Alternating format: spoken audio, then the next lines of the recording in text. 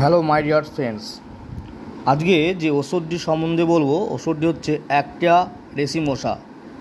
এই অ্যাক্টিয়া রেসিমোসা যে ওষুধটি তার আরেকটি নাম বা অপর নাম সেটা হচ্ছে সিমিসিফিউগা। আমরা বেসিক্যালি সিমিসিফিউগা বলেই থাকি এবং তার অপর নাম হচ্ছে অ্যাক্টিয়া রেসিমোসা।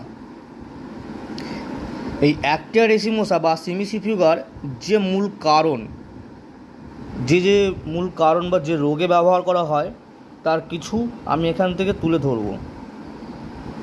মানে মেনলি যেগুলো এই ওষুধের বিশেষ উপকারিতা আছে। এই অ্যাক্টিয়া রেসিমোসা আমি মাদার সম্বন্ধে আজকে একটু আলোচনা করব এবং এর চারিত্রিক বৈশিষ্ট্য। এই চারিত্রিক বৈশিষ্ট্যের মধ্যে পড়বে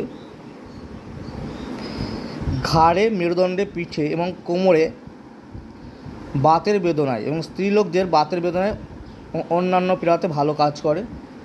বিশেষ করে সিমিসিফিউগার কাজ ঘাড়ে এবং মেরুদণ্ডে, পিঠে এবং কোমরে খুব ভালো কাজ হয়।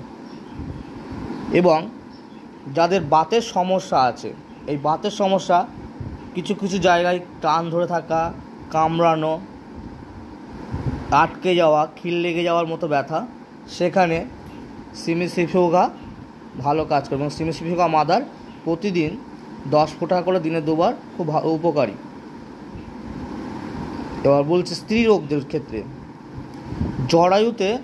জরায়ুর ব্যথা, মানে ওখানে ছুঁচ ফোটানোর মতো ব্যথা হয়, জরায়ুর সমস্যা, বাল্কি ইউটেরাস যেটা জরায়ু বড় হয়ে যাওয়া, সেখানেও এই অ্যাক্টিয়া রেসিমোসা খুব ভালো কাজ করে।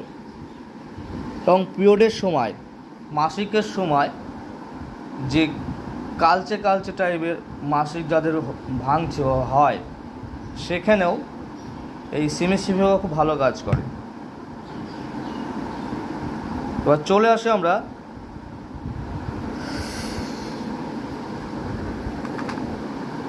বাতের বেদনায়। সিমিসিফিউগা যে মেন লক্ষণ সেটা হচ্ছে নড়াচড়ায় বেদনায় বৃদ্ধি লাভ করে না। সেখানে নড়াচড়ায় বৃদ্ধি হচ্ছে না, বসে থাকলে বাড়ছে, সেখানে সিমিসিফিউগা ভালো কাজ করে।